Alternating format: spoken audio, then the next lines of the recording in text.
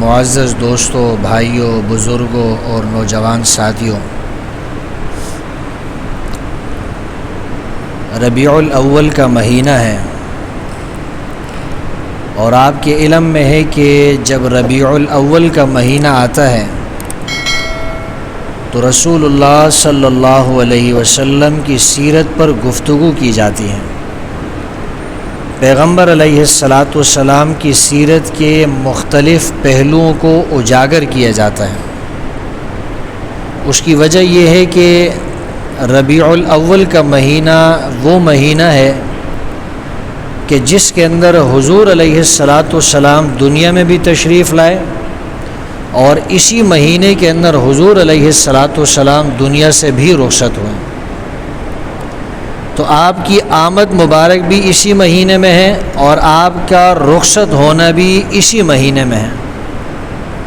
اس مناسبت کی وجہ سے اس مہینے کے اندر تقریباً اکثر اور بیشتر جگہوں پر رسول اللہ صلی اللہ علیہ وسلم کی سیرت کے مختلف پہلوؤں کو بیان کیا جاتا ہے۔ کہیں پیغمبر علیہ السلام کے بچپن کو، کہیں پیغمبر علیہ السلام کے لڑکپن کو، کہیں آپ کی جوانی کو، کہیں آپ کے بڑھاپے کو، کہیں آپ کی مکی زندگی، کہیں آپ کی مدنی زندگی، کہیں آپ کی ازواج کا ذکر، کہیں آپ کی اولاد کا ذکر، کہیں آپ کے اصحاب کا ذکر، کہیں آپ کے شاگردوں کا ذکر، کہیں آپ کی زلفوں کا ذکر، کہیں آپ کے رخسار کا ذکر، کہیں آپ کی گفتار کا ذکر، کہیں آپ کے چلنے پھرنے کا ذکر، کہیں آپ کا مسافروں کے ساتھ رویے کا ذکر، کہیں غلاموں کے ساتھ تعلقات کا ذکر، پڑوسیوں کے ساتھ تعلق کا ذکر۔ غرض یہ ہے کہ پیغمبر علیہ السلام کی سیرت کے مختلف پہلوؤں کو اس مہینے میں زیادہ تر اجاگر کیا جاتا ہے، اور ہونے بھی چاہیے، کیونکہ پیغمبر صلی اللہ علیہ وسلم کے ہمارے اوپر احسانات ہیں۔ اگر حضور علیہ السلام نہ ہوتے تو شاید آج ہم مسلمان نہ ہوتے۔ معلوم نہیں کہ ہم دنیا کے کس کونے میں ہوتے، ہم کیا کر رہے ہوتے، ہمیں حلال اور حرام کا فرق معلوم ہوتا بھی یا نہیں، ہمیں جائز اور ناجائز کے درمیان تفریق اور فرق کرنے کا لحاظ ہم کر سکتے یا نہیں، ہم حلال اور حرام کی پہچان کر سکتے یا نہیں، اچھے اور برے میں تمیز کر سکتے یا نہیں کر سکتے۔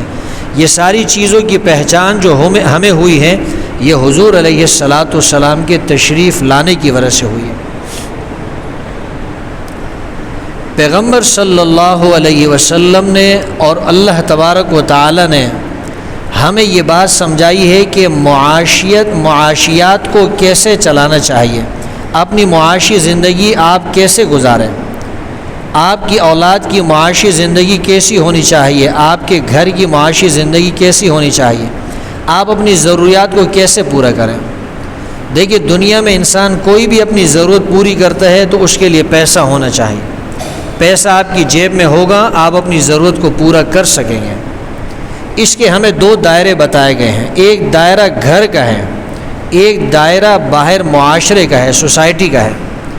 گھر کا جو دائرہ ہے اس کے بارے میں اللہ نے کیا فرمایا، وَعَلَى الْمَوْلُودِ لَهُ رِزْقُهُنَّ وَكِسْوَتُهُنَّ بِالْمَعْرُوفِ۔ اگر کسی نے شادی کی ہے تو اس کے بچے کو کھانا دینا، اس بچے کی جو ماں ہے، آدمی نے شادی کر لی ہے، اولاد ہے، اس اولاد کی جو ماں ہے یعنی آدمی کی جو بیوی ہے، اس کو کھانا دینا، اس کو نفقہ دینا، یا اس بچے کی جو پرورش جو دائیا کر رہی ہے، اس دائیے کے کپڑے کا انتظام، اس کے کھانے کا انتظام کس کے ذمہ ہے؟ اس بچے کے باپ کے ذمہ ہے۔ تو جب بچے کی دائیا یا بچے کی ماں اس کے کھانے پینے کا انتظام یہ باپ کے ذمہ ہے، تو خود بچے کے کھانے پینے اور اس کے کپڑے کا اور اس کے نان نفقے کا انتظام بھی کس کے ذمہ ہوگا؟ وہ بھی باپ کے ذمہ ہوگا۔ اللہ فرماتے ہیں علی الموسع قدرہ وعلی المقتر قدرہ۔ آپ نے شادی کر لی ہے، کسی کی بیٹی اور بہن آپ کے نکاح میں آ گئی ہے، اب دو صورتیں ہو سکتی ہے، یا تو آپ مالدار ہوں گے یا آپ غریب ہوں گے۔ اگر مالدار ہے، اپنی استطاعت کے مطابق آپ نے اپنی بیوی کے اوپر خرچ کرنا ہے۔ آپ غریب ہیں، آپ نے اپنی استطاعت کے مطابق اپنی اولاد کے اوپر خرچ کرنا ہے۔ اگر آپ کو اللہ نے زیادہ وسعت دی ہے، زیادہ مال اور دولت دی ہے، آپ اپنے بچوں کو اچھا کھانا کھلائیں، ان کو اچھا کپڑا پہنائیں، ان کو اچھی تعلیم دلوائیں۔ اور اگر کم اللہ نے آپ کو مال دیا ہے، دولت کم ہے آپ کے پاس، مال اور دولت کی فراوانی موجود نہیں، تو اپنی استطاعت کے مطابق اپنی اولاد کے اوپر خرچ کریں، اپنی بیوی کے اوپر خرچ کریں، جو آپ کے زیر انتظام ہے، جن کے اخراجات آپ کے ذمے ہیں، ان کے اوپر اپنی استطاعت کے مطابق خرچ کریں۔ اگر ایک آدمی کو اللہ نے مال اور دولت زیادہ دی ہے اور وہ اپنی اولاد کے اوپر جائز طریقے سے فراوانی کے ساتھ خرچ نہیں کرتا، تو اس سے جو ہے یہ اپنی اولاد کے ساتھ زیادتی کر رہا ہے۔ اللہ نے آپ کو دولت دی ہے، آپ اپنے اولاد کو کھانا بھی دے سکتے ہیں، پھل فروٹ بھی دلا سکتے ہیں، آپ نہیں دلاتے، یہ اولاد کے ساتھ زیادتی ہے۔ اور اولاد کو بھی چاہیے کہ اپنے ماں باپ کو سمجھیں، جو سمجھدار اولاد ہے، ماں باپ کی استطاعت کتنی ہے۔ ماں باپ کی استطاعت اگر گاڑیاں خریدنے کی نہیں تو اولاد گاڑیوں کی خریدنے کا مطالبہ نہ کریں۔ اگر ماں باپ کی استطاعت نہیں کہ وہ آپ کو مہنگی چیز دلائیں تو آپ اپنی اولاد سے آپ اپنے والدین سے مہنگی چیز کا مطالبہ نہ کریں۔ جتنی استطاعت ہے اس کا آپ مطالبہ کر سکتے، ناجائز چیز کا تو مطالبہ جائز ہی نہیں ہے سرے سے۔ جو کام ناجائز ہے، جو چیز ناجائز ہے، اس کا اولاد اپنے ماں باپ سے مطالبہ کر ہی نہیں سکتی۔ جو چیزیں جائز ہے، جائز چیزوں کا اولاد مطالبہ کر سکتی ہے، لیکن اپنے والدین، اپنے ماں باپ کی استطاعت کو دیکھنا چاہیے۔ اسی طرح بیوی اپنے شوہر کی استطاعت کو دیکھے، اس کی استطاعت کتنی ہے۔ جتنی اس کی استطاعت ہے، جتنی اس کی توفیق ہے، جتنا اس کے پاس مال اور دولت ہے، اس کے مطابق تو بیوی اپنے خرچے کا مطالبہ کر سکتی ہے، اس سے زیادہ کا مطالبہ کرنا یہ درست نہیں ہے۔ شوہر کم کماتا ہے اور بیوی مطالبہ کرے مجھے آئی فون دلا دیجئے، مجھے سیمسنگ موبائل دلا دیجئے، شوہر کے لیے پریشانی ہوگی، شوہر تنگی کے اندر پڑ جائے گا۔ شوہر کی استطاعت نہیں اور بیوی مطالبہ کرے کہ مجھے باہر کے عمدہ قسم کے مہنگے کھانے دلائے جائے تو شوہر پر تکلیف ہوگی۔ ایسے لوگ بھی ہیں جو اتنا کماتے ہیں کہ اگر وہ مہنگے کھانے جو ہے وہ بیوی کو دلائے تو ان کی پوری تنخواہ سے صرف 3 دن کا یا 2 دن کا کھانا آئے گا۔ تو اگر بیوی اس طرح کا مطالبہ کرنا شروع کر دے گی تو گھر نہیں چلے گا۔ اس لیے اللہ نے فرمایا علی الموسع قدرہ وعلی المقتر قدرہ، جو آدمی مالدار ہے وہ اپنی استطاعت کے مطابق خرچ کرے، جو غریب ہے وہ اپنی استطاعت کے مطابق خرچ کرے۔ یہ تو گھر کی دائرے کی اللہ نے اور اس کے رسول نے ہمیں بات سمجھائی ہے۔ پھر گھر سے جب آپ نکلتے ہیں تو ایک باہر کا دائرہ ہے، ایک معاشرے کا دائرہ ہے، اس میں بھی اللہ اور اس کے رسول نے ہمیں تعلیمات دی ہیں۔ ایک تو زکوٰۃ ہے، زکوٰۃ مالداروں پہ فرض ہے، روزانہ نہیں، صرف سال میں 1 مرتبہ زکوٰۃ دی جاتی ہے، اور وہ بھی کل مال کا 2.5%۔ جو ربوی اموال ہے، جن مالوں میں بڑھوتری ہوتی ہے، جیسے روپے ہے، پیسہ ہے، سونا ہے، چاندی ہے، مال تجارت ہے، جن اشیاء کے اندر تجارت ہو سکتی ہے، بڑھوتری ہوتی ہے، کمی ہوتی ہے، ان اشیاء میں، ان اموال کے اندر اللہ نے اور اس کے رسول نے ہمیں بتایا ہے کہ 2.5% آپ نے زکوٰۃ دینی ہے اور سال میں 1 مرتبہ دینی۔ لیکن اللہ اور اس کے رسول نے ہمیں یہ بھی بتایا وَآتِ ذَا الْقُرْبَى حَقَّهُ وَالْمِسْكِينَ وَابْنَ السَّبِيلِ، اللہ فرماتے رشتہ دار بھی تو ہے، اس کا بھی حق ہے۔ یہ زکوٰۃ سے ہٹ کر ہے، رشتہ دار کا حق، یہ زکوٰۃ سے ہٹ کر زکوٰۃ دے دیا۔ اب آپ دیکھ لیں کہ جو رشتہ دار ہے ان کے کیا حقوق ہے۔ رشتہ داروں کو بھی آپ نے مال دینا ہے، خالہ ہے، پھپھی ہے، بہن ہے، بھانجا ہے، بھتیجا ہے، اگر یہ لوگ موجود ہیں ان کو بھی آپ نے دینا ہے، ان کو بھی کھلانا پلانا ہے۔ وَآتِ ذَا الْقُرْبَى حَقَّهُ وَالْمِسْكِينَ، جو مسکین ہے اس کو بھی دینا ہے، وَابْنَ السَّبِيلِ، جو مسافر ہے اس کو بھی دینا ہے۔ ایک آدمی مسافر ہے، بیمار ہے، علاج کے لیے پیسے نہیں، کرایہ اس کے پاس نہیں، آپ نے اس کی مدد کرنی ہے، یہ زکوٰۃ سے ہٹ کر ہے۔ زکوٰۃ کا تو اللہ نے ذکر کر دیا ہے کہ زکوٰۃ آپ نے دینی ہے، لیکن اس کے علاوہ اللہ نے فرمایا کہ اب مسافر کے بھی جو ہے خیال کرنا ہے، اور آپ نے مسکین کا بھی خیال کرنا ہے، آپ نے اپنے رشتہ دار کا بھی خیال کرنا ہے۔ اگر ان میں محتاج ہے، ضرورت مند ہے تو ان کو زکوٰۃ بھی دی جا سکتی ہے، زکوٰۃ بھی دے سکتے ہیں، زکوٰۃ کے علاوہ بھی ان کے حقوق ادا کرنے چاہیے۔ اب یہ دیکھیں، یہ معاشرے کی اللہ نے بات کی، حدیث میں آتا ہے اللہ کے رسول نے فرمایا الساعی علی الارملۃ والمسکین، کہ جو آدمی ان عورتوں کی مدد کرتا ہے جن کے خاوند نہیں، چاہے ان کی شادیاں نہیں ہوئی، بھائی نہیں ہے، باپ نہیں ہے، یا شادیاں ہو گئی ہے، طلاق ہو گئی ہے، یا بیوہ ہو گئی ہے، جو بغیر خاوند والی عورتیں ہیں، محتاج ہے، یا جو مسکین ہے، اللہ نے فرمایا کہ جو ان کی مدد کرتا ہے کل مجاہد فی سبیل اللہ، یہ اس شخص کی طرح ہے جو اللہ کی راہ میں جہاد اور قتال کرتا ہے۔ اللہ کی راہ میں جہاد اور قتال کتنا عظیم عمل ہے، کتنا ثواب کا کام ہے۔ اللہ نے فرمایا کہ بیوہ عورتوں کی، محتاج عورتوں کی، بغیر خاوند والی عورتوں کی اور مسکین کی مدد کرنا جہاد فی سبیل اللہ کی طرح ہے، مجاہد فی سبیل اللہ کی طرح ہے یہ شخص۔ اور ایک حدیث میں فرمایا کہ جو بیوہ عورتوں کی مدد کرے، جو مسکین کی مدد کرے، فرمایا کہ یہ اس صائم کی طرح ہے، اس روزہ دار کی طرح ہے، لا یفطر، جو افطار نہیں کرتا، مسلسل روزے ہی رکھتا رہتا ہے۔ اور فرمایا کہ کل قائم لا یفطر، یہ اس قائم اللیل کی طرح ہے جو ساری رات جو ہے وہ تہجد پڑھتا ہے، نفل پڑھتا ہے، عبادت کرتا ہے، تھکاوٹ محسوس نہیں کرتا۔ اب آپ بتائیں، راتوں کو تہجد پڑھنا کوئی آسان کام ہے؟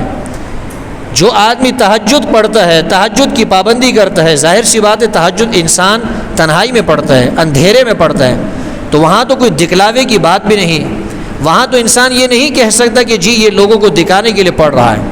ایک آدمی جب تہجد کی نماز پڑھ رہا ہے، اندھیرے میں پڑھ رہا ہے، تنہائی میں پڑھ رہا ہے، اس کا مطلب یہ ہے کہ یہ آدمی اپنے دل کے اندر خوف خدا پاتا ہے، اس کے دل میں اللہ کا ڈر ہے۔ جب یہ تہجد کا اتنا پابند ہے تو یہ دوسری نمازوں کا اور دوسری عبادات کا کتنا پابند ہوگا؟ اس کا رتبہ، اس کا مقام عام لوگوں سے زیادہ ہے۔ اللہ کے رسول نے فرمایا ایک آدمی اس مقام کو نہیں پہنچ سکتا ہے، وہ غریبوں کی اور بیوہ عورتوں کی مدد کر کے اس مقام کو پا سکتا ہے۔ ایک آدمی ہمیشہ روزے رکھتا ہے، جو آدمی روزہ رکھتا ہے وہ بھی دکھلاوا نہیں کرتا۔ آپ نماز پڑھتے ہیں، دکھلاوا ہو سکتا ہے، تلاوت کرتے ہیں، دکھلاوا ہو سکتا ہے، صدقہ زکوٰۃ دیتے ہیں، دکھلاوا ہو سکتا ہے، کوئی کہہ سکتا ہے کہ یہ اللہ کے لیے نہیں، لوگوں کو دکھانے کے لیے کر رہا ہے۔ لیکن ایک آدمی کا روزہ ہے، آپ کا اگر روزہ ہے، مجھے کیا معلوم کہ آپ کا روزہ ہے یا نہیں؟ روزہ ایسی چیز ہے جو کسی کو نظر نہیں آتا ہے، اس لیے روزے میں دکھلاوا نہیں ہے۔ حدیث میں آتا ہے، اللہ کے رسول نے ارشاد فرمایا کہ ابن آدم، انسان جو عمل کرتا ہے اس کے عمل کا ایک نیکی کا بدلہ 10 کے برابر اللہ اس کو دیتے ہیں، اور جس کے لیے چاہیں تو 700 گنا تک بڑھا دیتے ہیں۔ اور آگے فرمائے سوائے روزے کے، فرمایا کہ روزے کا قانون یہ قانون نہیں، روزے کے لیے قانون ہی اللہ نے بدل دیا۔ فرمایا کہ روزہ بندہ میرے لیے رکھتا ہے، فرمایا کہ اس کا بدلہ میں ہی دوں گا، اور اللہ جب دیں گے تو اپنی شان کے مطابق دیں گے، وہ 10 گنا نہیں، 20 گنا نہیں، 700 گنا نہیں، اپنی شان کے مطابق دیں گے۔ تو جب اللہ اپنی شان کے مطابق دیں گے، آپ اندازہ لگائیں کہ اللہ کتنا اس کو نوازیں گے، کتنی اللہ اس کی نیکیاں جو ہے اس کا اجر کتنا عطا فرمائیں گے۔ تو جو آدمی اس مرتبے تک پہنچنا چاہتا ہے لیکن روزہ رکھ نہیں سکتا ہے، تہجد پڑھ نہیں سکتا ہے، فرمایا الساعی علی الارملۃ والمسکین، وہ مسکینوں کی مدد کرے، وہ بیوہ عورتوں کی، بغیر شوہر والی عورتوں کی مدد کرے، وہ ایسا ہے گویا کہ اس نے راتوں کو تہجدیں پڑھی ہے، راتوں کو قیام اللیل کیا ہے، گویا کہ اس نے ہمیشہ کے لیے کیا روزے رکھے ہیں، اتنا عظیم جو ہے وہ اجر اس نے حاصل کیا۔ تو باہر کی سوسائٹی کے اندر بھی ہم نے دیکھنا ہے، ہم نے اپنے پڑوسیوں کو بھی دیکھنا ہے کہ پڑوسی کے گھر میں کھانا ہے کہ نہیں ہے، یہ چیز ہمیں ڈھونڈنی ہوگی۔ بعض لوگ ایسے ہوتے ہیں وہ مانگتے ہیں، اللہ فرماتے للسائل وفی اموالہم حق للسائل والمحروم، یہ جو مالدار لوگ ہیں ان کے مالوں میں اللہ نے حق رکھا ہے، ان لوگوں کا بھی جو مانگتے ہیں اور ان لوگوں کا بھی جو مانگتے نہیں۔ غریب دو قسم کا ہے، ایک وہ ہوتا ہے جو صبر نہیں کر سکتا ہے، ہاتھ پھیلاتا ہے، مانگتا ہے، ایک وہ غریب ہوتا ہے جو کسی کے سامنے ہاتھ نہیں پھیلاتا ہے، کسی سے مانگتا نہیں۔ اللہ نے فرمایا کہ مالداروں کے مالوں میں ان دونوں کا حق ہے، مالدار کو چاہیے مانگنے والے کو بھی دے، جو نہیں مانگ رہا اس کو بھی دے۔ تو یہ معاشرے کے اندر جو ضرورت مند لوگ ہیں ان کی مدد کرنا یہ بھی جو ہے مالداروں کا فرض ہے، یہ بھی ان کی ذمہ داری ہے۔ ایک حدیث میں آتا ہے، اللہ کے رسول نے فرمایا اذا کان امراؤکم خیارکم واغنیاؤکم سمحاؤکم، فرمایا کہ جب تمہارے مالدار لوگ سخی ہو، ان میں سخاوت کا مادہ ہو، خرچ کرنے کا مادہ ہو، اور تمہارے جو حکمران ہیں وہ نیک لوگ ہوں، تو فرمایا کہ فظہر الارض خیر من بطنها، پھر زمین کا اوپر والا حصہ وہ تمہارے لیے زمین کے نیچے والے حصے سے بہتر ہے، یعنی پھر زندہ رہنا یہ مرنے سے بہتر ہے۔ اور فرمایا کہ وَإِذَا كَانَ أُمَرَاؤُكُمْ شِرَارُكُمْ وَأَغْنِيَاؤُكُمْ بُخَلَاؤُكُمْ، فبطن الارض خیر من ظہرها، جب تمہارے حکمران بدترین لوگ آ جائیں اور تمہارے مالداروں کے اندر بخل کا مادہ پایا جائے، کنجوسی ان کے اندر پائی جائے، تو فرمایا کہ پھر زمین کا نچلا حصہ وہ تمہارے لیے زمین کے اوپر والے حصے سے بہت بہتر ہے۔ آج اگر کوئی عورت کسی مالدار کے پاس جاتی ہے، ہاتھ اس کے سامنے یوں پھیلاتی ہے کہ میں بیوہ ہوں، میرے بچے یتیم ہیں، میری مدد کرو، تو وہ سب سے پہلے اس کو بری نگاہوں سے دیکھنا شروع کر دیتا ہے۔ سب سے پہلے وہ اس کو غلط نگاہوں سے دیکھنا شروع کر دیتا ہے کہ یہ تو جوان عورت ہے، محتاج ہے، ضرورت مند ہے، میں اس سے اپنی ناجائز فرمائش کروں گا، پیسے دوں گا، یہ میری ناجائز فرمائش پوری کرے گی۔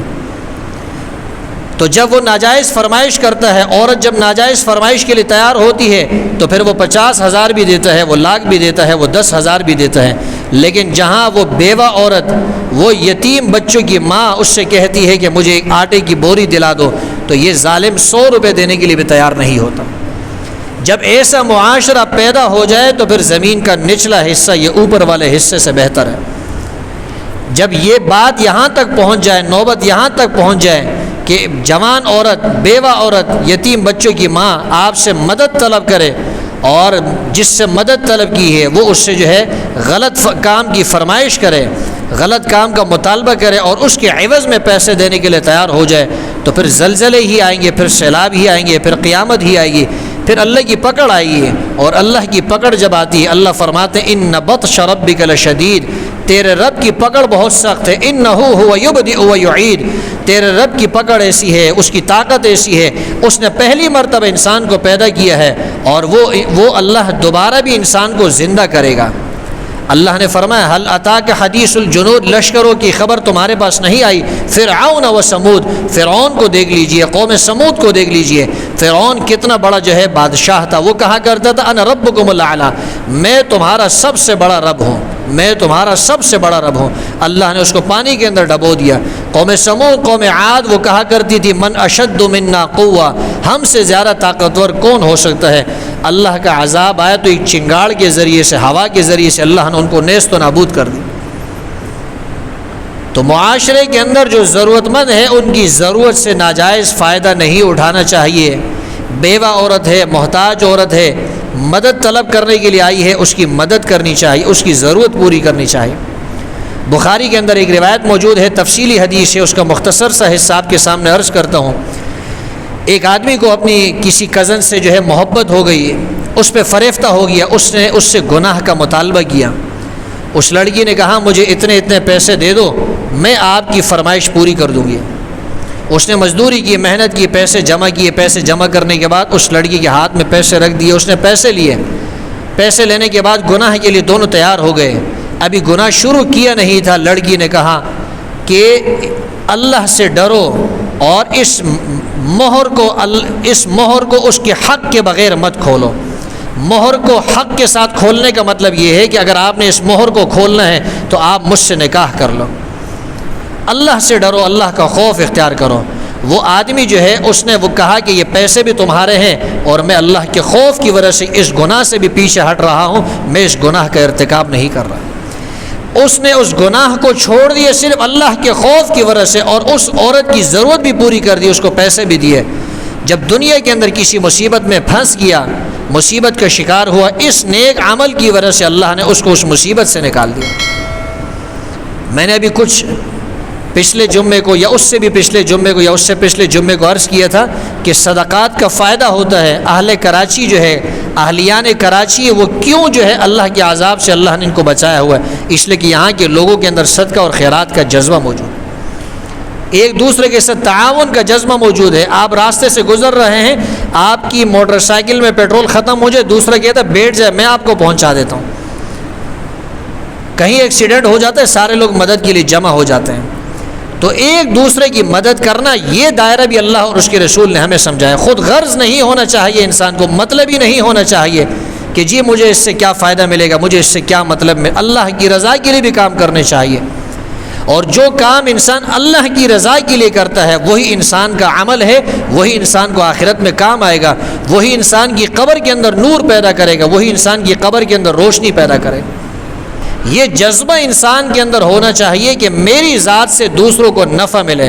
جب آپ دوسروں کو نفع پہنچائیں گے تو آپ کی دنیا میں بھی تعریفیں ہوگی، مرنے کے بعد بھی لوگ آپ کے لیے دعائیں کریں گے اور اللہ تعالیٰ بھی اس کا صلہ اور اجر آپ کو عطا فرمائیں گے۔